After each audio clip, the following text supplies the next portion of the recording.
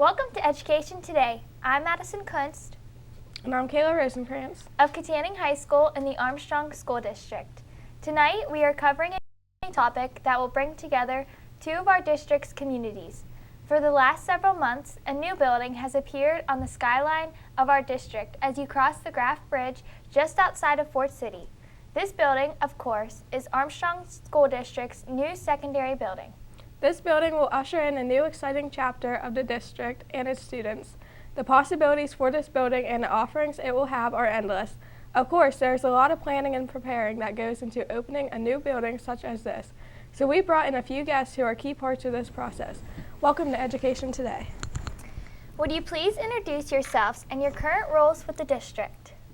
I'm Mike Cominos. I'm the principal of Fort City High School. Jim Rummel, Principal, Katanning High School. Kirk Lurigan, Principal, Katanning Junior High School. What is the name of the new building the students it will house? The name of the new school is Armstrong Junior Senior High School, and it's going to encompass all the students that currently attend Fort City and the two Katanning buildings. What roles will you serve in the new building? I'll be the junior high principal, grades 7 and 8. High school principal, 9 to 12. And I'm the programs coordinator and student achievement principal. What are the respective responsibilities as it pertains to the new building? I will be handling most of the day-to-day operations of what happens in a junior high school, very similar to the role that I have here. Just taking care of working with teachers and students to make sure that what normally occurs at a junior high and what responsibilities are there will continue to take place there. Mr. Rummel? Pretty much the same thing, similar to what I do at Katanning High School. I'll have 9 to 12, everything that pertains to that. And also overseeing athletics as well is a major part of my job. My job's a little bit different. One of my major roles is doing all the evaluations of the teachers, setting academic goals for the buildings, making sure the students are achieving the levels that they should be, make sure they pass the proper tests, the Keystone test, for example, getting us ready for PSSAs, reviewing data, reviewing instruction with the teachers, and supporting the teachers and constantly looking for improvement in our building. What are the new school colors and mascot, and how are these decisions made? The new school colors are royal blue and orange, very similar to that of the Florida Gators. The mascot is a Riverhawk, and that decision was made through a lot of time and effort. And Mr. Rummel, do you want to?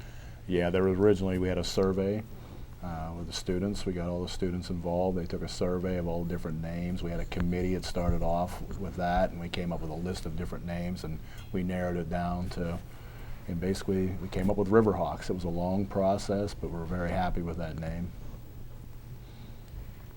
What are the biggest challenges you faced? One of the biggest challenges we face is getting the building constructed. We're involved in meetings every month talking about what we need in our building to make it a class facility and a place where our students want to be successful, a place where people want to come to, as far as feeling proud about what we have in our community, what furniture needs to be put in there, what equipment needs to be added. Ultimately, it comes down to also what teachers are going to go into the building. There's so many decisions that have to be made day in and day out about the new building, and certainly because this is really the first building project, in an administrator's career, you maybe are lucky to do one building project. So a lot of the decisions that are coming towards us are the first time we've had to face those, and also balancing out the day-to-day operations, what we have to do in our current positions, as well as managing what we have to do with the new building have been very difficult challenges for us. And basically, there's so many things, as they've stated, the little things, and that's why we meet regularly on a weekly basis. We have a team which consists of us and also central office administrators, and also the building. We have the people that work for the construction company there, so we're constantly dealing with different issues to try to make sure everything's there. But as Mr. Lurigan stated, this is a one-time thing, and we're trying our best to make sure we get it right, and that's why we're putting so much time into it. Thank you. I'm sure there's a lot that goes into opening a new building that many people don't realize. Could you give us some insight?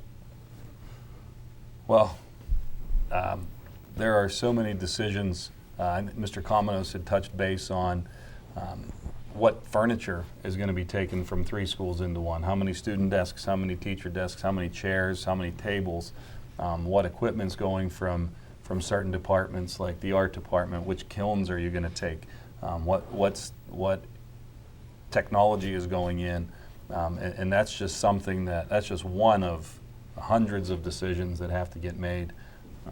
Yeah, tech ed has been a major thing. What existing equipment goes, what new equipment goes, room design, where we're placing the whiteboards, where the teachers' desks, things you would take for granted, and we're finding out you have to plan all this. It's something new. Especially with the wiring and everything, you're limited to certain things, and then ultimately also how many students can you put in the classroom? You know, details. You guys kind of already explained this, but how are decisions such as flooring, furniture, and color schemes decided upon? A lot of that was decided when the architects were designing the building. I mean, when you design something like that, you have a color scheme in mind.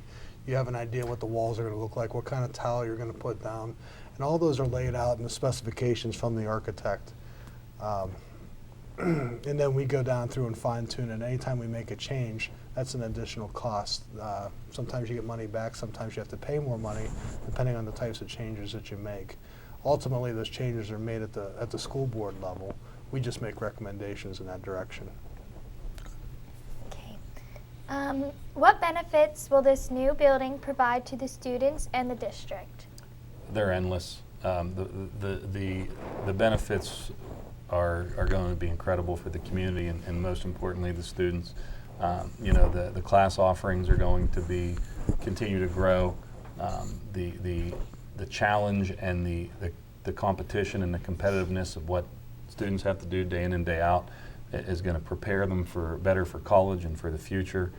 There are so many things that we could talk about, and I'm sure these guys will piggyback on that, but the possibilities are endless with curriculum and activities and student involvement. First and foremost is the academics, as Mr. Lorigan stated, but also the athletics, just the facilities compared to what we have in our schools right now.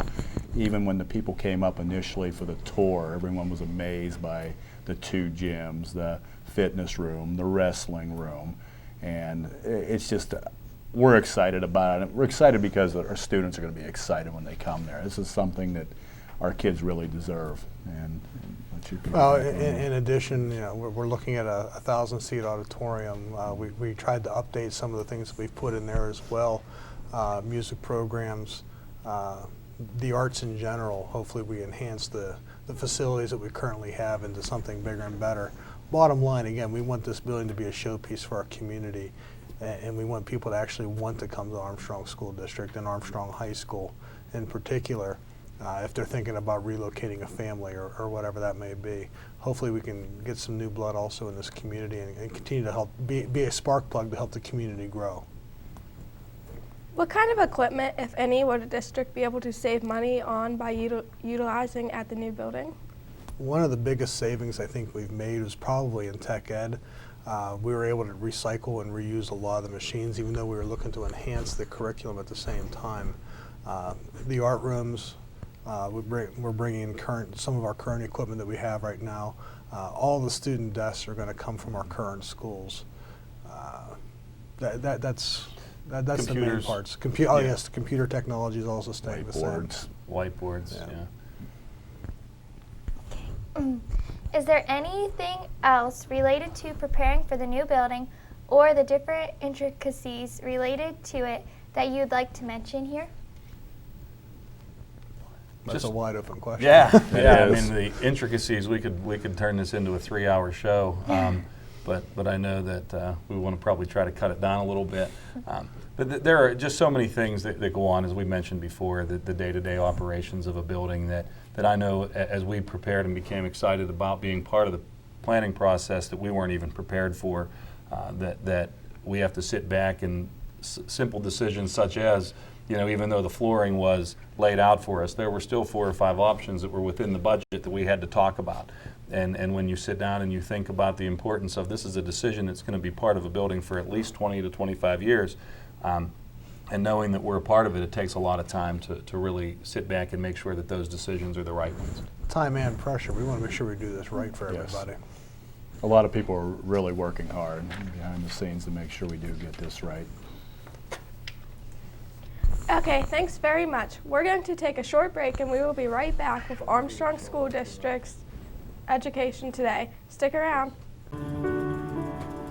All your professors, all of them, they know that all it takes is one dreamer with passion, one person, and they hope in each of you that you might be that one who makes a longer lasting light bulb, who writes music for the ages, who reaches into the mind and discovers a new star and who can change the world of a 5th grader. We're gathered here to hope in you. We're back with the Armstrong School District's Education Today. Tonight we are joined by our current secondary principals who are here to talk about the opening of the new secondary building. When is the district scheduled to take ownership of the building, and when will it tentatively officially open? We start, school ends, I believe, Friday, June 5th for teachers. So we actually plan on getting in there in the office area June 8th. That's our goal, and that's and slowly as things get done, more and more people will start being able to occupy the building. But the goal is the office workers will enter that immediately after the school year is over. I think the general contractor's out of there on June 15th is his goal. Mm-hmm. A question that I'm sure everyone has in their mind is whether or not the project remains on schedule at this point. Yeah, I mean, at this point in time, there are, you know, we are scheduled to open September 8th, and that's not going to change, you know, unless something drastic would happen. But all the areas are either on schedule or slightly behind schedule, but they are scheduled to be done well before a certain date that is before the September 8th. So, yeah, it's not behind at all, and we'll be in good shape to start school. Every time we go up to the site, that's the first question we ask. Where are we at? I mean, And don't be alarmed, you know, when we start the school year, there may still be a couple of workers still around. Any construction project, whether it's a new building or a renovation, you always run into little details that get missed. You know, they forgot to put a floor tile in, or they need to fix this lock. They call them punch list items, and it's up to the contractors to come back through and fine tune those things that they might have forgotten. What kind of security will there be at the new building? well, the goal is that we currently have our security right now in the schools. The goal is to certainly have that at the new school as well. Also, we're looking at metal detectors going into each of the two main entrances, so that's a big thing of us. Also, cameras throughout the building, very detailed cameras throughout. So security is definitely a high priority in our planning. Could you highlight some of the features in the new building, like the auditorium, gyms, fitness center, etc.? I'll start off with the auditorium. Like I said earlier, it's about 1,000 seat capacity. We have built in a large group instruction room that's part of it that you're able to wall off and separate from the rest of the auditorium. Stage is bigger than currently any stage I believe that either school has. I'm not sure about Katanning Senior Highs, it may be a little different. It has an orchestra pit, lighting, ventilation, sound tiles, acoustical. It's attached right to our band and chorus rooms, so we have some advantages as far as moving equipment in and out easier, as well as the possibility of being able to move sets in and out easier for us. Okay. I can address the gym and the fitness center. We have two gyms. One gym will be the high school gym. It'll seat roughly around 1,200 to 1,300 for that. It's got a state-of-the-art, similar to what we have here, a little place for TV viewing, radio, and things like that. It has a separate room for that, control room. It'll have volleyball, of course, will play there. Of course, our basketball teams, gym classes, baseball and softball practice there. So it's going to be used for a lot of different areas. Then there's also a junior high gym as well. It'll seat 400 students. So what will happen is you'll literally have gym classes going on simultaneously. And This is one of my favorite things, is the fitness center. This is something we're working hard to equip that. We already have our cardio equipment from the buildings. That's going to be on one side of it. The middle is going to be more like a multi-gym, exercise, weight machines. That's going to be, everyone can utilize that. Weight training is good for everyone. And then on the other side is what we call power racks. That's mainly for your athletes, but all students will definitely be able to use that as well. The exciting thing about this is it's for everyone, this fitness room. Every student is going to use it. We're going to be creative in ways where the students can use it, whether it be in the morning or in the afternoon, so it's available for everyone. The nice part about having the two gyms for, the gym classes, the health and phys ed, we're taking a lot of the things that we currently have. We're going to take the climbing wall from the junior high that will be in the junior high portion of that gym. So we'll continue to grow in those areas that we've had. And one of the things that as we sit in this room here at Katanning Junior High School, up at the new high school, we really have a state-of-the-art TV production studio that's outstanding for kids in that program as well. So there are a lot of different areas that are growing that we have currently in our curriculum that are just going to blossom at this new school. Many people are curious how decisions are made. What process is done to help ensure that the various departments have a voice in designing their respective areas? There was initial meetings that took place with the architects where the department heads met. Each department has a department head, and they met with the architect along with the principals, and they were able to give input to what they need and what should go into that. So they've been involved basically from the beginning with this process.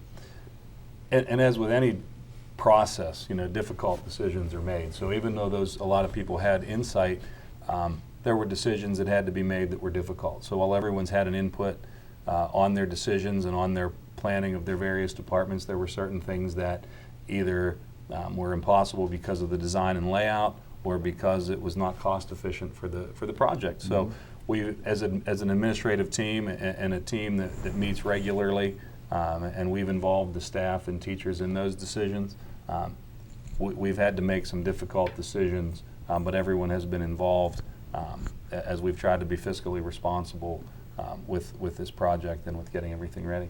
And we still consult with these teachers throughout the process. If a desire is needed to make a change, or if the contractor finds something that they just can't do, we go back to the teacher and say, what can we do to make up for this?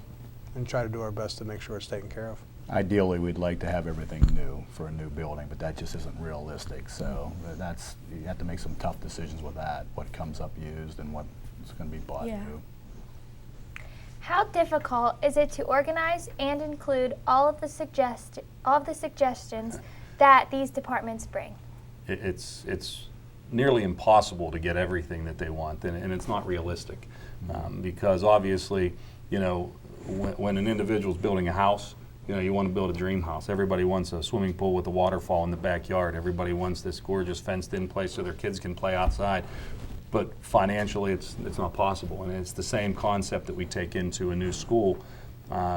As we look at that, everybody has a wish list that's a mile long, and those lists are, some of the things are realistic, and we want to try to make those work, and some of them are not so realistic. And so we sit down and we meet with basically what's a wish list and what's a needs list.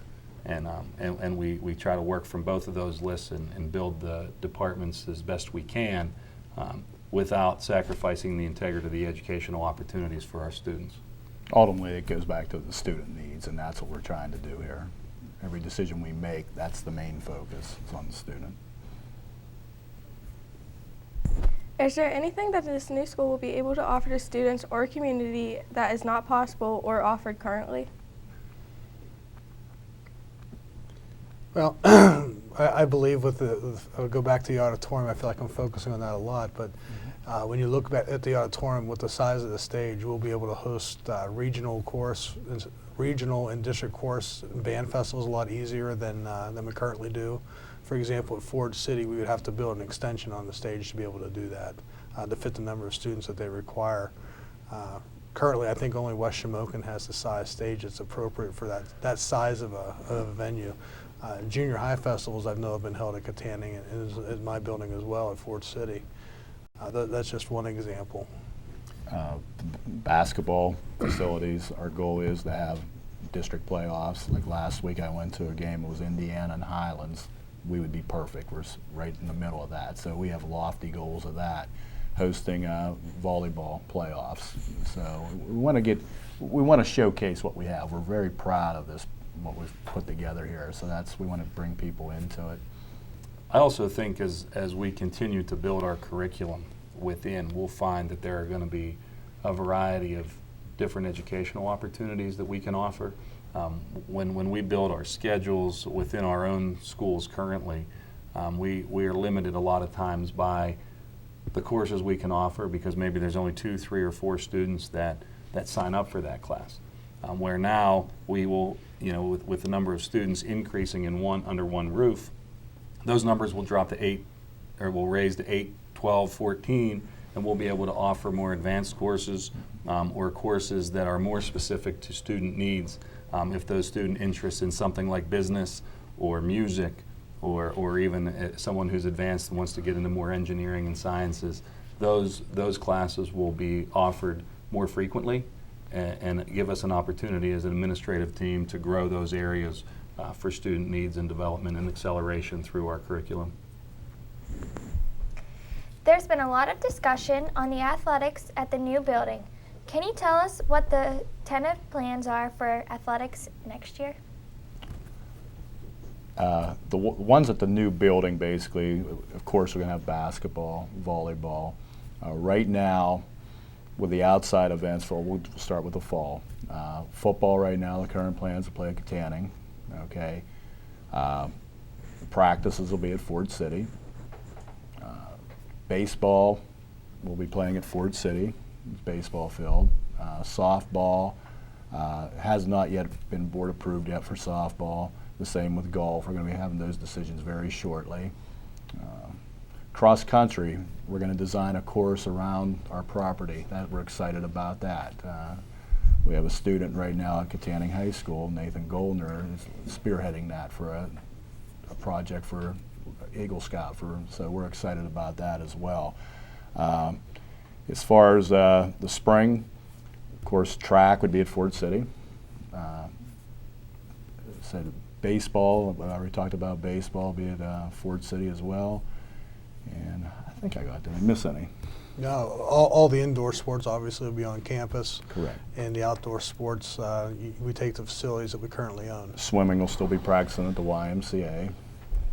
We've taken a lot of time and discussion and the decisions with all these, and again, I've said it a few times. Mr. Coleman has talked about how he's focused on the auditorium and the music and the arts, and I've said a few times all these decisions we made really are based around fiscal responsibility, and making sure that we're putting our students in a place that they can be successful, but also being very aware of the costs that it's going to take to have students taken there. What costs it's going to take to upgrade facilities, if it costs us to lease or not lease a particular field. So all those discussions have been had and have really had a lot of input into our decisions to make as to why we're going to be playing our sports at which facilities. Mm-hmm. Is there anything else either of you would like to add for the benefit of our viewers?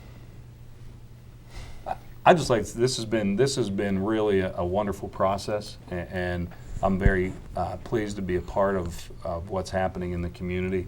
I was born and raised here. I went to school here. I was a student the first time that Armstrong combined the schools, and as a student, I was upset to see it break apart. So I'm really excited for the students, because kids are resilient, and as difficult of a transition as some may think it will be, it's not. The kids are going to do very well here. They're going to like it, and I'd like to thank the board and these guys that I work with on a daily basis, because it has been a great project and a great opportunity for us to do something that we believe is going to be really great for our community. Yeah, and I'll just piggyback off what Mr. Lorigan said. I'm not originally from here, but I now live here. I've worked here for over 12 years now, and I just think this is outstanding for our community. I think it's going to bring a lot of opportunity and just so many new opportunities for our students. So excitement is probably the word I want to use, because I know we're very excited about it. Obviously, we're nervous as well because there's a lot of things to do, but we can't wait to get started. I can't wait for September 8th, actually. I can't wait for you guys to come up and see it. It's going to be miraculous to look at. I can remember the first time we went up about a year ago, and all we saw was the outside brick walls for the gymnasium and the entryway, and now we actually have a school that has doors, hallways, classrooms. Every time we go up there, it's getting closer and closer to being finished, and the stress level ratchets up. And I think working with these two guys, I think we have a good program coming. I think we have a great facility, and we're excited about it. I think excited is the best term. Thank you. Well, that's our show for today. I'd like to thank our guests, Mr. Jim Rummel, Mr. Michael Colmenos, and Mr. Kirk Lorgan, all secondary principals here in the Armstrong School District. Our thanks go out to the TV production students of Katanning High School, led by their teacher, Mr. Don Swanson. They were our film crew for today. Please join us again next week for another look at the Armstrong School District. Visit our website for updated information about the district, and have a great week.